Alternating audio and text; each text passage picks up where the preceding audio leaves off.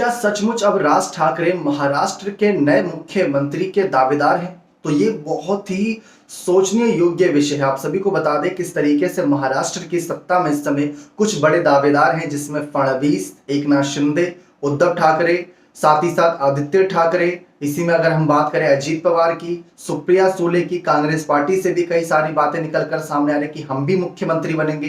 तो इन सब नामों के बीच अब राज ठाकरे का नाम सामने आ रहा है। दरअसल राज ठाकरे ने गुड़ी पड़वा के मौके पर एक शानदार रैली करी। रैली बहुत शानदार रही, काफी लोग जुटे, लेकिन उससे पहले जो पोस्टरबाजियां हुई उसको लेकर सवालात हैं, क्योंकि उस पर लिखा था कि भावी कहीं ना कहीं भविष्य के मुख्यमंत्री।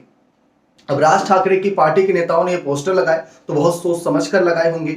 288 विधानसभा सीटों के एक विधायक के पार्टी के अध्यक्ष हैं राज ठाकरे, लेकिन इसके बावजूद भी उनकी पार्टी उनको अध्यक्ष कहकर पुकार तो रही है, लेकिन भावी मुख्यमंत्री का भी दर्जा दे रही है। तो इस पर राज ठाकरे का क्या मानना है, ये भी जान लेते हैं। दरअसल राज ठाकरे पहले भी ये बात साफ कर चुके हैं कि उनको मुख्यमंत्री बनने में कोई दिलचस्पी नहीं है। वो बाला साहब ठाकरे की तरह किंग है नहीं, बल्कि किंग मेकर हैं। वो किंग बनाते हैं, ना कि खुद सत्ता के लालच में बड़े बड़े पद पर बैठे। वो सत्ता की लालची लोगों को पीछे हटाकर उन लोगों को आगे बढ़ाते हैं जो उसके हकदार हैं, जो बाला साहब ठाकरे करते थे। तो यहां पर राज ठाकरे ने अपनी बात साफ कर दी थी। लेकिन इसी के साथ साथ राज ठाकरे ने एक दो बातें इस रैली में कही जो काफी ज्यादा चर्चाओं का विषय है। पहली बड़ी बात कि उन्होंने शिंदे को फटकार लगाई, कहा कि महाराष्ट्र की सत्ता पर ध्यान दें।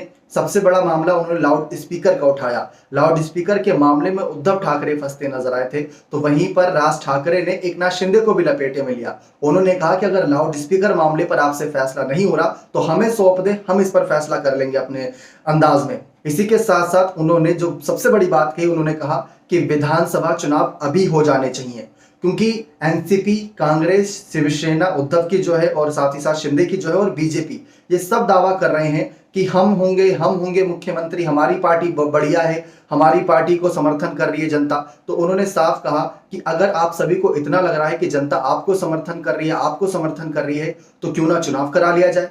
तो राज ठाकरे का ये कहना, इनका साफ इशारा है कि इस समय शिंदे, उद्धव और तमाम बीजेपी की कहीं ना कहीं चालबाजियों से जनता परेशान हो गई है, और हो सकता है कि राज ठाकरे को अच्छा खासा समर्थन इन सब के बीच मिल जाए, या फिर एनसीपी को समर्थन मिल जाए या कांग्रेस को, क्योंकि उद्धव शिवसेना लड़ाई एक तरीके से चूहों बिल्लियों के दर्जे वाले के तौर पर देखा जा रहा था अभी बीच में, कुछ बड़े विशेषज्ञों का कहना था। लेकिन अब राज ठाकरे साफ कर चुके हैं कि उनको मुख्यमंत्री बनने में कोई दिलचस्पी नहीं, लेकिन हाँ, अगर चुनाव होता है तो चुनाव में दिलचस्पी है।